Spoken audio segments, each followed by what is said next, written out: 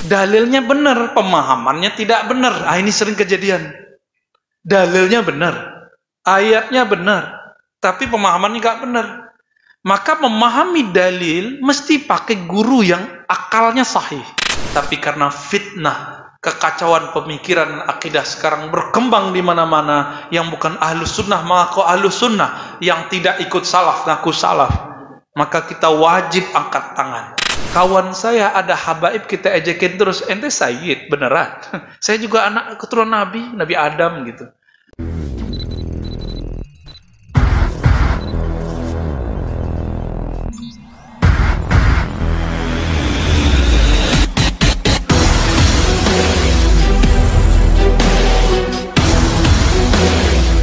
Istiqamah dari kata qamah, kemudian ada tambahan mazid ya, di salasa ahruf, tambahan 3 huruf.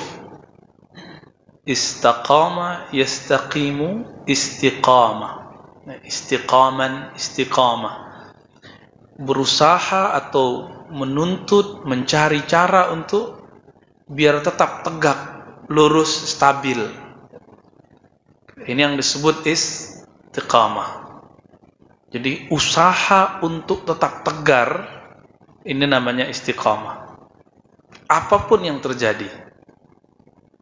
Bagaimana cara istiqamah dalam ajaran ulama salaf? Lalu apalagi itu salaf? Salaf itu di dalam Quran muncul, tidak ada konteksnya sebagai ajaran. Di dalam Al-Quran, imam kita tentu hafal, kalimat salaf muncul di surah Al-Baqarah, itu tentang riba. Ya. Bagi orang-orang yang telah tobat dari riba, maka Allah mengatakan, falahu ma salaf, ya. Maka baginya apa yang telah salaf. Apa arti salaf di situ? Madha, yang telah berlalu. Jadi kalau ada orang dulu rentenir, tobat, yang lalu Allah ampuni gitu. Ya udah ambil aja yang lalu itu. Gitu salaf secara harfiah.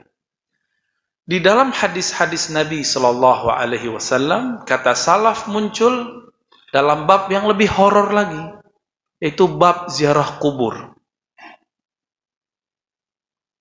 Pada senang ziarah kubur nggak nih?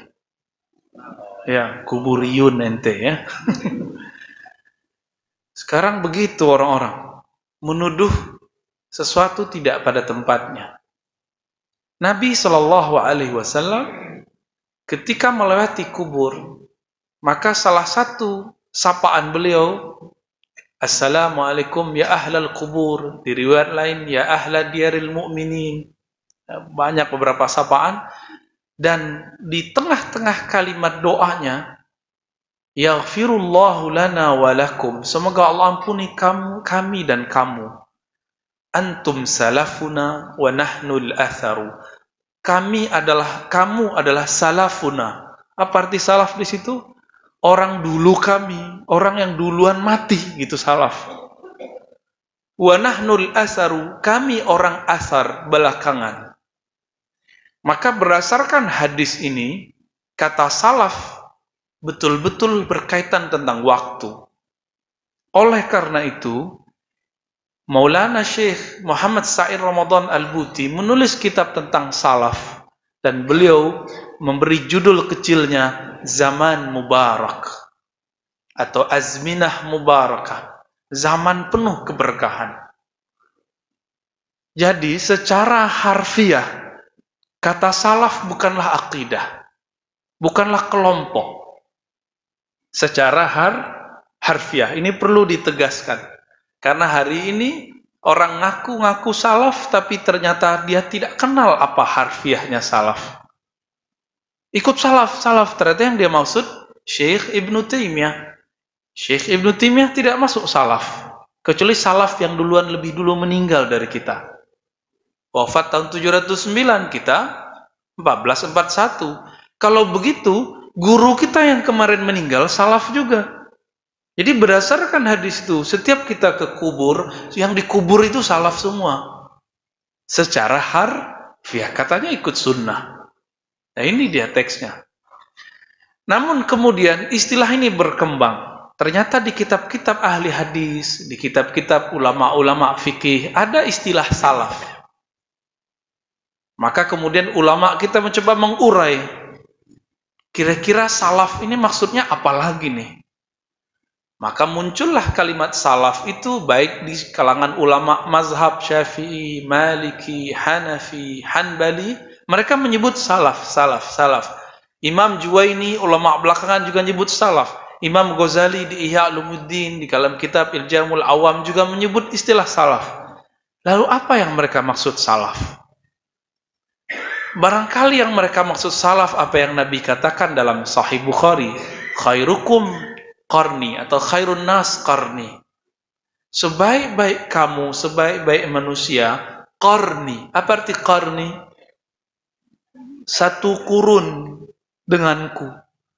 Satu kurun denganku, ternyata benar, itu mukjizat Nabi. Ternyata Nabi berbicara begitu, 100 tahun setelah itu, ada sahabat Abu Tufail wafat. Apa Tufail namanya? Itu wafat. 100 tahun setelah Nabi berbicara.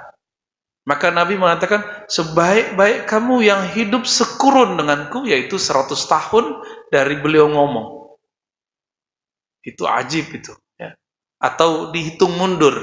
Terserah mau dihitung dari mana.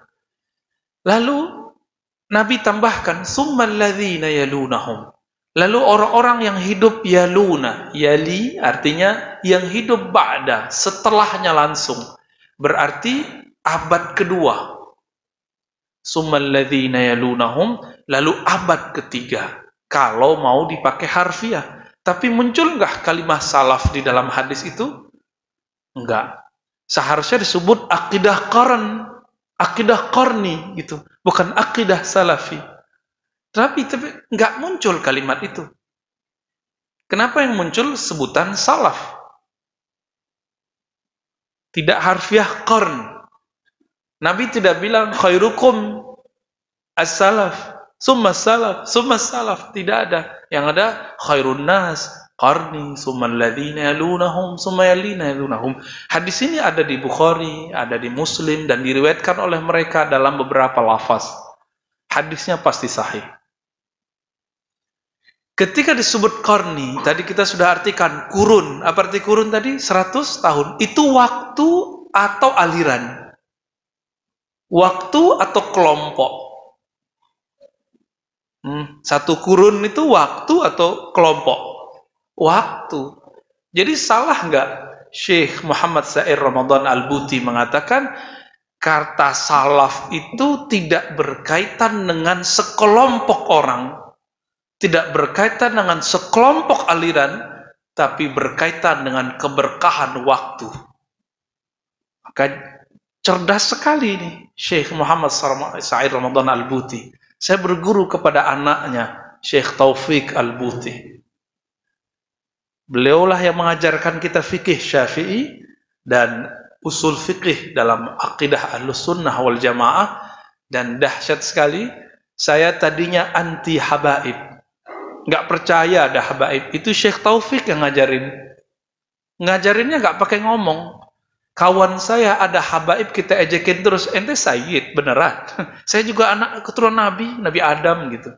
Kita candain terus. Tapi ketika saya melihat bagaimana beliau Syekh Taufik menghormati kawan saya yang sayyid ini, habib ini, akhirnya tahun 2007 saya bolak-balik buka kitab Sahih Muslim. Ternyata di situ ada jaminan Rasulullah terhadap zuriatnya. Ya. Walaupun tidak ada jaminan mutlak, karena ada keturunan Rasulullah yang terjebak kepada ajaran menyimpang, betul. Namun, keturunan Rasulullah adalah orang yang paling kuat menjaga sunnah. Bapak saudara Allah ikhwan ahwat fillah. Jadi clear ayat hadis menyebut kata salaf kaitannya dengan waktu, bukan kelompok. Sudah clear? Maka yang disebut istiqamah dalam mengikuti, memegang teguh ajaran salaf adalah memegang teguh ajaran ulama-ulama yang hidup di zaman penuh keberkahan itu. Bukan sekelompok ulama, tapi ulama. Gitu. Siapa yang muncul di zaman 3 abad itu? Di masjid ini juga, saya masih ingat nih mimbarnya ya. Di masjid ini juga, kalau nggak salah, kita telah membahas dulu imam-imam mazhab. Imam Abu Hanifah, wafat tahun 150 Hijriah. Tadi, abad pertama, kedua, ketiga. 150, di atas 100, 101 dihitung 2. Dihitung abad kedua. Abu Hanifah rahimahullah wafat 150. Berarti abad kedua. Imam Malik 179. Abad. Imam Syafi'i 204. 3. Tapi hidup lahirnya 150. Berarti beliau hidup di 2 abad. Imam Ahmad bin Hanbal 241. Ada imam sebelumnya namanya Ishaq bin Rahawai 237. Dan antara mereka ada namanya Imam Qutaibah 240. Setelah itu Bukhari, pusing nggak tuh angka-angkanya? 256, abad berapa? Imam Bukhari. Imam Bukhari punya murid Muslim dan Tirmizi. Nah, Tirmizi aja. Tirmizi tahun berapa? Paling gampang hafalnya. 100 tahun setelah Imam Malik. Imam Malik 179, dia 279. Terus sampai imam-imam. Karena sudah mulai nih panas dijemput angka-angka nih ya. Kasih duit senang, dikasih angka ulama nggak mau. Baik. Nah, sekarang saya mau tunjukkan apa itu akidah dari Imam Malik, Imam Abu Hanifah, Malik sampai Imam Tirmizi. Ditulis oleh beliau-beliau itu di kitab mereka atau ditulis oleh pengikut mereka, disalin oleh murid-muridnya. Kita mulai dari Imam Tirmizi. Kita mundur dari belakang. Imam Tirmizi lahirnya 5 tahun setelah Imam Syafi'i. Imam Syafi'i wafat tahun berapa tadi? 204. 5 tahun lagi berapa? 209. 209 Imam Tirmizi, nama kecilnya Abu Isa ya. Abu Isa At-Tirmizi, kunyahnya. Beliau di kampung Turmus atau Tirmiz, dekat di Uzbek sana. Uzbek. Kampungnya Imam Bukhari, ya, Bukhara, enggak jauh-jauh lah daerah sana, masih daerah Khurasan. Khurasan itu sekarang udah pecah.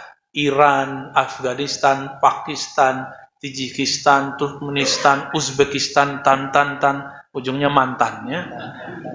Nah, Imam Tirmizi menulis kitab Sahih Al-Jami' As-Sahih, tapi lebih dikenal dengan Sunan At-Tirmizi. Kita mengenalnya dengan istilah Sunan. Apa kata beliau? Kullu hadis, semua hadis di kitabku ini ma'mulun bih, boleh diamalkan kecuali 2. Saya cek nggak masuk hadis yang kita bahas sekarang ya. Kecuali 2 itu, yang 2 itu nggak masuk, itu hadis fikih.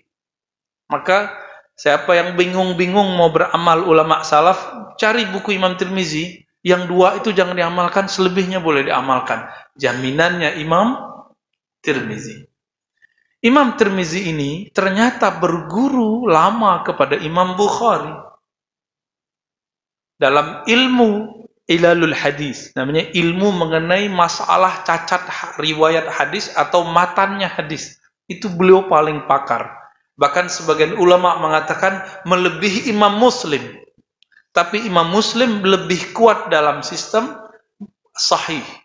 Akhirnya Sahih Muslim nomor 2 setelah Sahih Bukhari. Beliau menulis satu bab dalam Sahih Tirmizi atau Sunan Tirmizi, Abwabuz Zakah, bab mengenai zakat. Di situ ada satu hadis yang membuat ulama sekarang bingung, salaf itu yang mana? Sebenarnya bukan ulama yang bingung ya, orang awam sih yang bingung.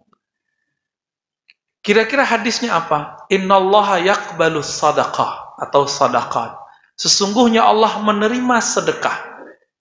Dengan apa? Akhazaha biyaminih. Allah mengambil sedekah itu dengan yamin. Apa arti yamin? Yamin itu tangan kanan secara harfiah. Secara harfiah apa? Tangan kanan. Allah mengambilnya dengan yamin, dengan tangan kanan. Kalau kita sebut tangan kanan, yang terbayang ini. Ya. Lalu, itu hadisnya masih panjang tuh ya. Lalu bahkan disebutkan di situ hatta luqmah, bahkan satu butir, satu kurma itu Allah jadikan satu Uhud. Sebenarnya fokus hadisnya di pahalanya. Duit 1.000 bisa jadi 100.000 di sisi Allah, atau bahkan 1 juta di sisi Allah. Gitu maksudnya. Namun ulama ahli akidah kemudian angkat bicara. Kenapa? Sebelum tahun 230-an muncul kelompok namanya Mujassim Musyabbih. Kelompok yang menyerupakan Allah dengan makhluk tapi pakai hadis. Sezaman dengan Imam Bukhari, sezaman dengan Imam Tirmizi. Siapa namanya? Muhammad bin Karram. Coba diulang. Muhammad bin Karram. Muhammad bin Karram ini banyak sekali pendapat, dia pakar hadis, dia mengerti hadis, tapi tidak mengerti makna hadis. Ketika sampai di ayat ini, dia mengatakan Allah punya tangan kanan. Gitu. Ketika sampai di ayat yanzilu rabbuna, Allah turun. Turun itu dari atas ke bawah. Dengan zatnya. Ar-Rahman alal arsy istawa, Allah bersemayam di atas aras. Itu dibayangkan oleh si Muhammad bin Karram ini. Allah duduk-duduk di atas aras. Kalimatnya jelas. Istiqrar wal julus wal mumasah. Duduk itu apa yang terjadi? Menempati. Istiqrar. Julus, duduk. Apalagi? Wal mumasah. Terjadi persentuhan. Benar gak? Kalau kita duduk, ada persentuhan. Kita menempati, ada ruang. Kata Muhammad bin Karram, yang kelompok ini, dia akan melahirkan aliran yang nanti bermasalah. Tidak mungkin terbayang istawa, duduk, tapi tidak ada persentuhan. Mesti Allah itu menyentuh aras. Jadi Allah duduk-duduk di atas aras. Itu yang dia bayangkan. Siapa namanya tadi? Muhammad bin, namanya bagus ya. Tapi ulama enggak ridho menyebut alirannya dengan aliran Muhammadiyah. Ya, enggak disebut Muhammadiyah. Disebut aliran Karramiyah. Apa nama alirannya?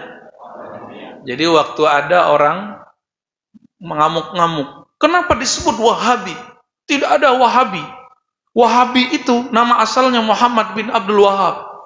Seharusnya itu aliran Muhammadiyah. Ini orang komen tapi nggak ngerti sejarah. Bahwa di zaman salafus soleh ada orang yang tidak soleh pemahamannya, namanya Muhammad bin Karram. Aliran dia nggak disebut aliran Muhammadiyah. Kan repot nanti, di Indonesia kan ada Muhammadiyah juga ya. Bukan itu Muhammadiyahnya. Disebut apa? Karramiyah. Karena dia mengerti hadis, banyak hafal sunnah, tapi tidak mengerti makna sunnah, maka beberapa ahli hadis keliru menilainya, dikira ajaran dia ajaran ulama sunnah. Tahun berapa dia wafat? Sama dengan Imam Darimi senior, namanya Abu Abdullah Darimi, pengarang kitab Sunan Darimi, kawannya Imam Bukhari, yaitu yang tadi pengarang Sunan Darimi, wafat 255 Hijriah. Sedangkan Imam Bukhari setahun setelah itu 256. Akidah mereka berbeda. Lalu salaf yang mana yang diikuti nih?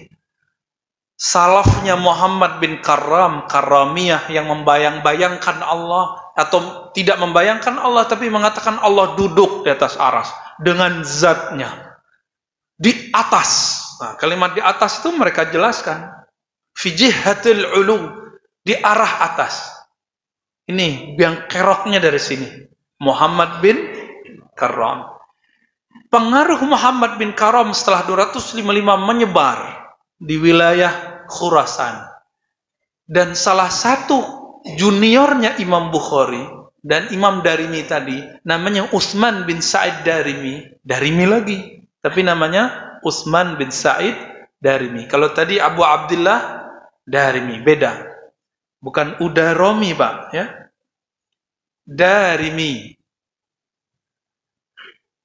Darimi yang kedua, yang junior ini, karena mengira itulah akidah salaf, maka dia tulislah Ar-Raddu alal Jahmiyah, kemudian Ad-Naqdu alal Bishr Murisi, dan di situ dikira ajaran Muhammad bin Karam itu adalah ajaran salaf. Tapi dia nggak sebut namanya. Mungkin dia dapat dari murid-muridnya. Dan dia ini wafat tahun 280 Hijriah. Masih salaf, tapi salafnya mirip dengan Muhammad bin Karam. Itu aliran Karamiyah, Mujassimah, Musyabbihah. Jadi gabung itu. Walaupun kemudian mereka misah lagi. Sekarang kita skip. Kita lihat murid Imam Tirmizi bagaimana. Yang sezaman dengan Darimi tadi, yang mengikuti Karamiyah tadi, itu gimana? Namanya Imam Tirmizi tadi, wafat tahun 279. Setahun sebelum Darimi yang junior wafat. Ketika sampai di hadis ini, Allah mengambil sedekah itu biyaminihi. Kalimat yamin yang secara harfiah berarti tangan kanan, itu beliau terjemahkan apa? Gak beliau terjemahin. Beliau nukillah di kitab Sunan Tirmizi atau Jami' as-Sahih Tirmizi. Apa kalimatnya? Imam Malik, Imam Auza'i berkata, Amiruha, biarkan ayat itu nggak usah ditafsir-tafsir, biarkan hadis itu nggak usah diperjelas-perjelas, bila kaif. Apa arti bila kaif? Tidak mentakyif. Apa arti kaif? Cara. Bersemayam dengan duduk. Duduk itu cara. Bersemayam di atas aras. Allah di atas, aras di bawah. Itu namanya kaif. Turun ke langit dunia, kan ada hadis itu, Allah turun sepertiga malam terakhir ke langit dunia, turun dari atas ke bawah dengan zatnya, berpindah, intikal, itu namanya kaif. Kaif itu bahasa kita tata cara. Yang butuh tata cara itu makhluk, sedangkan Khalik Allah Ta'ala tidak butuh tata cara. Siapa yang ngomong begitu? Imam Auza'i, Imam Malik. Bahkan di riwayat lain disebutkan Ibnul Mubarak. Imam Malik tadi tahun berapa wafatnya? 179. Seabad sebelum Imam Tirmizi. Ibnul Mubarak seabad sebelum Darimi yang junior itu membicarakan tidak benar. 181 Hijriah. Itu Ibnul Mubarak. Bapak saudara makan Allah, ini tertulis di kitab ini, di kitab Imam Tirmizi. Kalau yang bisa bahasa Arab itu sudah ada linknya, sudah ada aplikasinya. Jadi nggak ada lagi sekarang ceritanya orang udah bisa bahasa Arab terus bilang kitab susah, ya, berarti dia nggak tahu, gaptek namanya ya, nggak tahu cara download. Nanti yang bisa bahasa Arab kasih tahu saya, nanti saya kasih linknya, bisa baca sendiri. Tapi ingat, kalau menghatamkannya harus dengan guru. Ya, ijazahnya harus kepada syekh yang punya sanad. Supaya pemahamannya juga bersanad. Bersilsilah. Bapak Ibu saudara makan Allah, ikhwan akhwat fillah. Jadi akidah salaf yang diwariskan oleh ulama ahli fikih dan ahli hadis itu apa? Menyebut kalimat Allah bersemayam istawa bila kaif. Tapi tidak perlu memperdalam. Kalimat bila kaif itu namanya dalam ilmu akidah tafwid.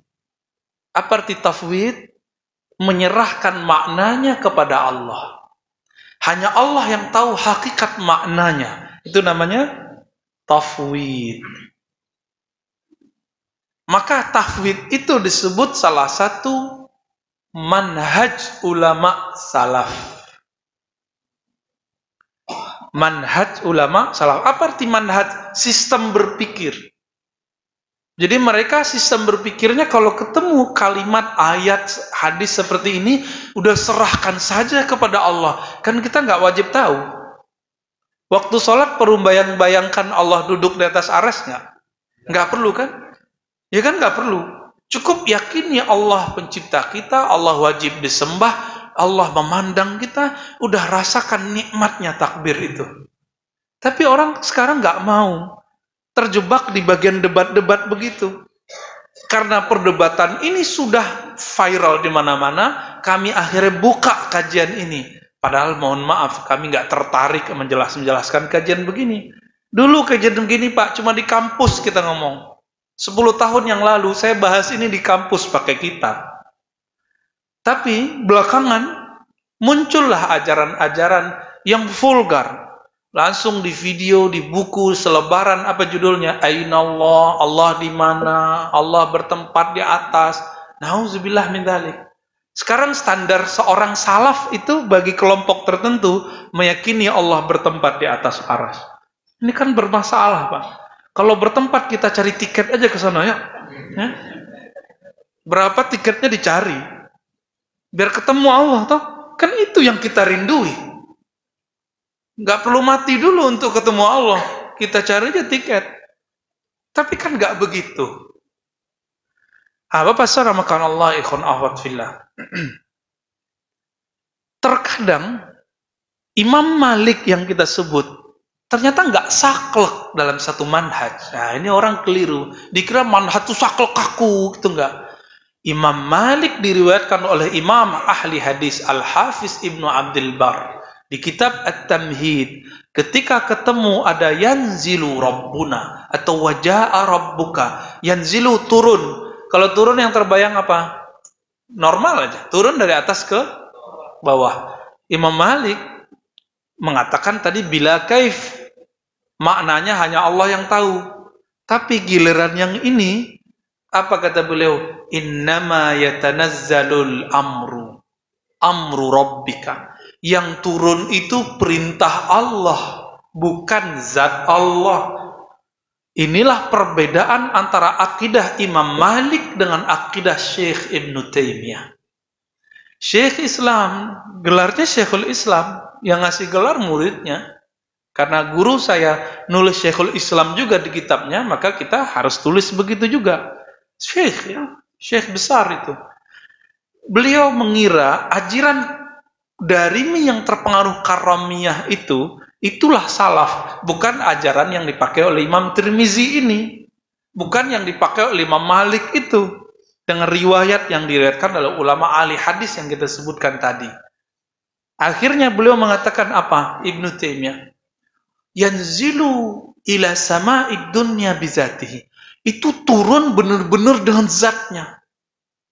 Maka Imam Zahabi, karena beliau ahli hadis, melewati kemampuan gurunya Ibnu Taimiyah, menulis kitab judulnya yang pernah kita bahas juga, Isbatul Ulu lil Aliyyil Ghaffar. Di situ beliau memberi catatan kritik terhadap gurunya Syekh Ibnu Taimiyah.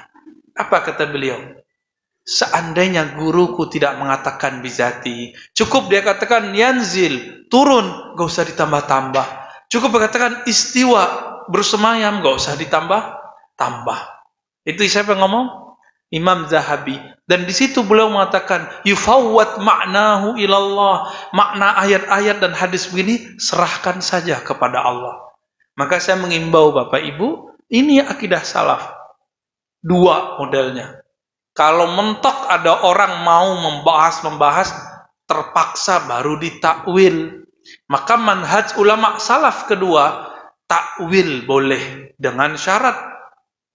Apa syaratnya? Biduni ta'til, tidak menafikan, menolak sifat Allah. Tapi kelompok yang mengaku ikut salaf hari ini mengira takwil itu ta'til. Mengira kalau kita bilang yang bersemayam itu bukan bersemayam, yang turun itu amarnya, perintahnya itu dianggap ta'til. Kalau begitu Imam Malik ta'til. Apa arti ta'til? Menolak sifat Allah. Apakah Imam Malik menolak sifat Allah ketika mengatakan yang turun perintahnya? Enggak begitu, ya. Ternyata ada riwayat juga bahwa Imam Ahmad dan muridnya Imam Bukhari yang menjadi guru Imam Tirmizi juga mengatakan waja'a rabbuka, itu maksudnya ja'a amru rabbik. Yang datang itu amru rabbik, perintah Rabbmu. Dan itu ditulis juga oleh Imam Asy'ari dalam kitab beliau Al-Ibanah. Nah, Bapak Saudara, karena Allah, saya cuma ingin mengantarkan, ya. Nanti tinggal dipilih.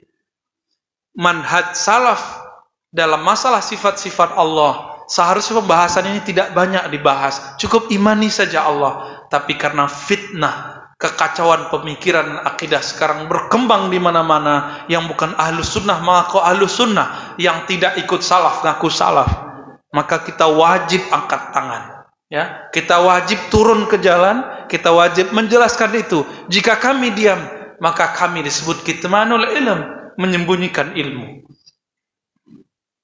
Dulu keambiguan itu terjadi. Imam Baqillani dikritik oleh orang, kenapa kamu membahas yang beginian? Apa jawaban Imam Baqillani? Baqillani ini murid dari Imam Bahili, Bahili murid dari Imam Asy'ari, Abul Hasan Asy'ari, Imam Asy'ariyah. Apa kata beliau? Kalau kita diam di Baghdad, beliau tinggal di Baghdad, kalau kita diam, nanti akan terjadi lagi masa berulang ketika kerajaan kekhalifahan dikuasai oleh kelompok-kelompok ekstrim, ulama-ulama ahlus sunnah diinjak-injak. Dulu siapa yang mereka siksa? Imam Ahmad, Imam Yahya ibn Ma'in, itu ribuan ulama disiksa untuk ikut aliran-aliran sesat. Waktu itu aliran yang menolak bisa bertemu Allah, yaitu aliran Qadariyah, Mu'tazilah, menolak takdir, menolak hadis-hadis. Akhirnya Imam Baqillani bilang, kalau kita diam lagi, nanti akan berputar lagi, akan ada lagi yang disiksa. Lalu gimana? Kita angkat suara. Disitulah muncul manhaj Asy'ariyah. Tadinya Imam Asy'ari memberi bibit-bibitnya, dikembangkan oleh Imam Al-Baqillani. Ya, makanya di Pekanbaru sering datang, ya, Kiai Idrus Ramli. Itu gaya debatnya itu turun ke beliau. Jadi yang pinter gaya debat begini turun ke Kiai Idrus Ramli itu. Nah, saya nggak pinter debat-debat begitu. Nah, beliau yang jago itu. Dan saya melihat cerdas sekali. Orang ngomong apa jawabannya ada terus, nggak ada putusnya. Cuma mungkin tidak semua kita siap dengan kecerdasan beliau yang berlebih itu. Ya. Nah, itu masalahnya. Bapak Saudara makan Allah. Jadi akidah salaf itu dua model, dan ini diabadikan oleh imam ahli hadis Imam Baihaqi dalam kitab Al-Asma' wa Sifat dan kitab Al-I'tiqad, Imam Ibnu Asakir dan Tabyin Kazbil Muftari. Lalu imam ahli akidah namanya Syahrastani atau Syahrastani dalam kitab Al-Milah wa Nihlah. Apa kata mereka? Salaf itu punya dua metode. Dua metode itu dipakai kapan perlu, bukan satu kelompok saja. Kelompok pertama menyerahkan makna kepada Allah disebut tafwid. Ini yang paling bagus. Sebenarnya ini yang paling bagus. Karena membuat pikiran kita rehat. Nggak perlu membayang-bayangkan makna. Dan yang kedua, takwil. Mentakwil, apa arti takwil? Bukan menolak sifat Allah. Takwil itu memindahkan dari satu makna ke makna yang lain yang sesuai dengan kaidah bahasa. Contoh, kata istawa, imam ahli tafsir pertama yang menulis kitab tafsir namanya Imam Tabari. Yang paling lengkap. Sebelumnya sudah ada Mujahid, Muqatil, ya. Sudah ada. Tapi ini yang paling lengkap, Imam Tabari. Ya, wafatnya di awal tahun 300-an, 309 atau 311, ya. Beliau menulis kitab tafsir Tabari menjelaskan kata istiwa itu lebih dari 10 makna. Hampir-hampir 15 makna. Artinya istiwa sendiri lebih dari satu makna. memilih salah satu maknanya disebut dengan pilihan ta'wil. Gitu, ya. Dan itu sesuai dengan kaidah bahasa. Bapak Saudara, karena Allah jika buntu baru kita pakai takwil. Contoh yang wajib ditawil, enggak ditawil kafir. Ini pernah kita bahas juga. Contohnya, kalau ada orang membayangkan bahwa Allah itu sakit, itu kafir enggak? Oh, hadisnya begini, harus begitu. Gimana? Apa hadisnya? Masih ingat? Maridtu falam ta'udni. Allah berfirman di hadis qudsi, riwayat Imam Muslim, hadis sahih. Ya hai hambaku, maridtu falam ta'udni. Aku sakit. Kok kamu tidak mengunjungiku, menjengukku? Coba, boleh enggak? Oh, enggak boleh ditakwil, enggak boleh ditakwil. Biarkan aja. Begitu. Enggak, Nabi menyebutkan Allah mengajarkan takwil di situ. Karena si hamba bertanya, bagaimana mungkin kau sakit ya Rabb wa anta Rabbul Izzah? Apa jawaban Allah Ta'ala? Marida abdi, Allah mentakwil. Hambaku sakit, engkau tidak kunjungi. Berarti takwil itu ada kaedahnya dalam ahli hadis, ilmu hadis, dalam teks-teks hadis qudsi dan hadis nabawi. Contoh lain, Nabi mengatakan ketika orang-orang pemimpin-pemimpin yang adil itu Allah berkahi dengan biyaminihi, dengan tangan kanannya. Tapi kemudian Nabi mengatakan, wa kullu yadihi yamin, semua tangan Allah itu kanan. Jangan bayangkan berarti Allah buntung dong, gak punya tangan kiri. Haram membayangkan itu. Nabi mengajarkan takwil di situ, tapi takwil seperlunya.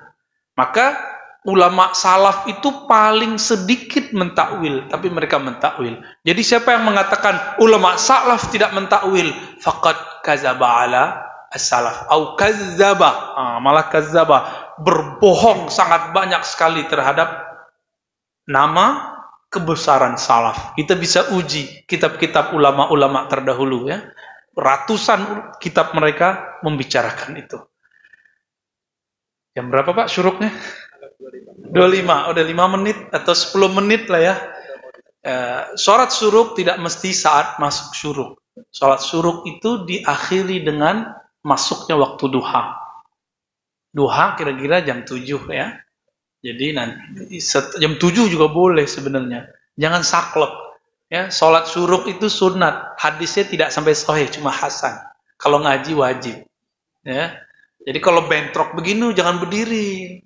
Oh, saya mau mendapat sunat. Ini orang akluhu ghairu mustaqim. Akalnya kurang stabil itu ya. Kok ngambil yang sunat, ninggalin yang wajib? Ini terjadi Pak di zaman Imam Malik. Lagi ngaji, azan. Azan dulu kan nggak pakai mic, jadi nggak mengganggu taklim. Seorang santri beliau masukin kitabnya ke dalam tasnya. Jangan bayangkan tasnya kayak jika tas-tas sekarang. Ya tas zaman dulu itu ya. Apa namanya itu? Pas orang bawa beras tuh kayak gitu tuh. Gitu Pak namanya. Saya udah hilang kosakata itu. Akhirnya Imam Malik nanya, ya waladi, bocah gitu kan. Oh buyung gitu. Itu kamu mau kemana kok beres-beres? Ada apa? Buru-buru. Apa jawaban beliau? Jawaban si anak muda ini, kan azan Tuan Guru. Kita kan sholat jamaah, dapat 27 bla bla bla semua disebut dalil-dalilnya. Dalilnya benar, pemahamannya tidak benar. Ini sering kejadian. Dalilnya benar, ayatnya benar, tapi pemahamannya nggak benar. Maka memahami dalil mesti pakai guru yang akalnya sahih. Sehingga tidak mengakal-ngakali, karena akliyun ini berbahaya juga. Ya?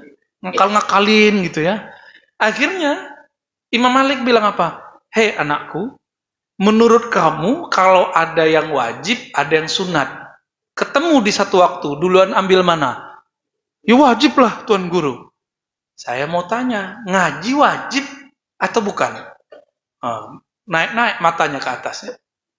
Oh ya wajib ya. Kalau sholat jamaah apa? Disunnahkan di awal waktu, boleh di tengah waktu. Itu. Oh turun lagi dia, buka kitab lagi. Ya, begitu. Jadi kadang-kadang harus ada kasus dulu emang baru kemudian keluar ilmunya ya. Baik, silakan kalau ada yang mau ditanyakan, dikonfirmasi, tapi jangan nguji-nguji ya. Saya paling sensitif kalau yang nguji-nguji itu. Terima kasih Pak Dokter. Silakan Bapak Ibu ya buka 10 menit dan 12 menit. Ya. Sebentar Pak, ini ada Pak Amil. Silakan Pak Amil. Assalamualaikum warahmatullahi wabarakatuh. Assalamualaikum warahmatullahi wabarakatuh. Belum sempat awal tahun, belum sempat sama, tapi saya ingat awal tadi kita dengan istiqomah. Saya tidak tahu ini pemahaman salah atau tidak salah. Ihdinas siratal Mustaqim. Saya tidak ahli bahasa, tetapi tahu ini. Kita tadi belum sebut mustaqim itu apa, karena asal katanya sama kan. Istiqomah, istaqimu, istaqim, mustaqim. Sama dengan Islam, aslama yaslimu, aslim muslim. Jadi itu kan fa'il Ustaz. Dari siratal mustaqim itu jalan, mustaqim itu fa'il. Nah, yang mau ditanyakan? Siratal mustaqim itu apa? Jangan salah tahu pula. Salam, ya. Punya modal nanya itu bagus ya. Betul Pak, istaqama yastaqimu, istiqamah fahuwa mustaqim. Benar. Jadi ilmu nahwu sorofnya hidup lagi ya. Biar nggak sarap Pak, belajar sorof. Mustaqim itu fa'il. Apa arti fa'il? Pelaku dari istiqamah. Tapi kadang dia tidak jadi pelaku, dia disebut sebagai sifat. Dia sifat dari sirata. Disebut sifah wal mausuf, ya, atau na'at wal man'ut. Walaupun na'at disebut di awal, tapi di kalimatnya disebutkan setelah orang yang punya sifat atau zat yang punya sifat, barang yang punya sifat. Ihdina, tunjukkan kami sirata, jalan. Yang kita bayangkan apa mustaqim? Jalan tol. Bukan ya, mustaqim. Itu bagus Pak pertanyaannya. Jalan yang istiqomah. Jalan yang berupaya berjalan dalam kebenaran. Maka mustaqim ini yang disebut orang-orang yang mujahadah. Berusaha terus. Allah tidak sebut kalimat orang yang pasti benar, enggak. Karena kita enggak mungkin pasti benar. Yang pasti benar cuma Allah dan Rasulullah. Kita hanya berusaha benar. Disebut shawab. Malam tadi kita bahas juga ya. Nah, hari ini kelompok-kelompok yang tidak sabar ngaku paling hak atau kaku paling mustaqim. Enggak, kita hanya berusaha untuk istiqamah. Maka istiqamah, mustaqim, jalan yang konsisten untuk memperjuangkan kebenaran. Yang berjuang untuk kebenaran kan cuma Taifah yang disebut ahlu sunnah itu. Sedangkan kelompok yang maghdub dan dhalin tidak. Maghdub dari tafsir Ibnu Katsir diartikan kelompok Yahudi. Mereka tidak berjuang untuk kebenaran. Mereka rubah isi ayatnya. Kemudian walad dhalin itu disebutkan Nasrani yang berkhianat kepada Nabi Isa. Mereka juga sama, merubah. Maka disebut dhalin, tersesat. Jadi beda makomnya itu. Nah, doa kita, jadi lawan dari mustaqim itu adalah maghdub dan dhal. Tidak dimurkai Allah, tidak sesat. Kita baca terus itu. Maka inilah doa kita. Maka siapapun Bapak Ibu saudara makan Allah yang berusaha belajar akidah tauhid, lalu diamalkan dalam fikih, lalu dinikmati dalam zikir-zikir tasawuf, orang-orang ini insya Allah disebut mustaqim. Mustaqim itu bukan di lisan, tapi mustaqim itu adanya di roh kita. Ya. Adapun yang disebut sirat yang nanti di akhirat bukan siratul mustaqim. Tolong diluruskan ya. Nabi sebut as-sirat tapi tidak ada kalimat mustaqimnya. As-sirat disebut jisrun, suatu jembatan yang ajaib. Kenapa ajaib? Bagi sebagian orang terlihat jembatan itu gede besar, bagi sebagian orang kelihatan kecil. Bahkan disebutkan di riwayat Imam Muslim, Kitabul Iman, araqqu minasy-sya'r, lebih kecil daripada rambut. Terjemahan orang tua-tua kita dulu, rambut dibelah 7. Serem amat rambut dibelah 7, ya. Ya, tajam sekali. Tapi ternyata di hadis yang lain, orang yang istiqomah, belum azan, udah datang ke masjid, jamaah, sapa orang, tidak nyala-nyalain orang, tidak nyakiti orang. Orang-orang ini melihat Shiratal Mustaqim kayak jalan tol besar, bisa ngebut kita di situ, ya. Maka disebutkan di hadis Bukhari dan Muslim, orang ketika melewati Shiratal Mustaqim itu orang-orangnya ada yang secepat kilat, langsung nyampe. Itu para nabi, para wali. Ada yang terbang kayak burung, ada yang kayak kuda, ada yang kayak semut, lama nyampenya, ya. Ada yang jatuh-jatuh. Siapa yang istiqomah sekarang tahajud, istiqomah sholat jamaah, istiqomah menjalankan Islam, iman, insya Allah jalannya di sana nanti istiqomah. Ini makna hadis Bukhari, sorga neraka itu lebih dekat daripada ruas sendalmu. Maka sekarang kalau kita salah jalan, nanti jatuh Pak di situ. Tapi kalau kita tobat lagi, ketarik lagi, naik lagi. Apa kata Nabi dalam hadis Imam Muslim? Di bawahnya itu ada duri-duri raksasa. Ada orang yang nyangkut pahanya, nyangkut dadanya, ada yang nyangkut tangannya. Tapi kemudian dia selamat lagi. Dan semua umat Nabi Muhammad SAW yang bisa dimaafkan, itu selamat lagi naik ke atas. Disebut dengan syafa'ah kubra, syafaat Nabi. Maka mulai hari ini Pak, ini oleh-oleh dari saya. Oleh-oleh amalan, bukan beban, ya. Nabi mengatakan, man nasiya salata aliyya akhta'a tariqal jannah. Siapa yang lalai salawat kepadaku, nanti dia salah masuk surga, jatuh-jatuh nanti di jembatan Sirat. Terus gimana? Supaya enggak kena itu, biar disilau oleh Rasulullah, diambil oleh Rasulullah, salawat jangan kurang tiap hari. Berapa? Imam Sakhawi kasih batasan 300. Di Parung itu dulu ada Habib Mahdi Segaf, itu 400 beliau. Guru kami ada yang 500. Syekh Ali Jum'ah di Mesir mengatakan, kalau pencinta Rasulullah nggak kurang dari 1000. Tapi bagi pencinta, 1000 itu sebentar Pak. Seperti sebentar nyaman nonton orang yang kita suka. Seperti kita nggak terbebani mencari makanan yang nikmat di ujung kampung sana. Kena macet, jalan kita jalani. Dan memang untuk masuk dari alam pikiran ke alam rohani itu macet-macetnya banyak Pak di sini. Nah, gitu, ngantuk-ngantuk ya lagi salawat tuh, ya. Atau baru 20 macetnya apa? Wah, masih lama nih gitu. Nah, silakan dimulai dari 100 pagi, 100 sore. 200 dulu Pak, pekan ini. Ntar pekan depan naikin. Pelan-pelan, jangan kurang. Pelan-pelan naik, jangan terlalu cepat naiknya. Malam nanti langsung 1000, besok 0, sama aja bohong. Ya, apa kata Nabi? Ya Ibn Umar, la takun misla fulan, la taf'al misla fulan, la tasna' misla fulan. Hei Ibn Umar, kamu diajarin. Jangan buat seperti si fulan. Malam ini bisa sholat tahajud 1000 rakaat. Gak tahu itu, ya. Tapi besok tidur ngorok, subuh pun lewat. Sama kayak kawan-kawan kita, maulid kita nggak larang, tapi maulidan sampai jam 2 subuh lewat, sama aja bohong. Bukan maulidnya yang salah, orang yang salah. Nah, ini kawan kita salah paham, maulid yang disalah-salahin. Udah jam 6:30 Pak, udahlah ya. Ini sedikit dari sebelum itu. Ini kan ada salaf.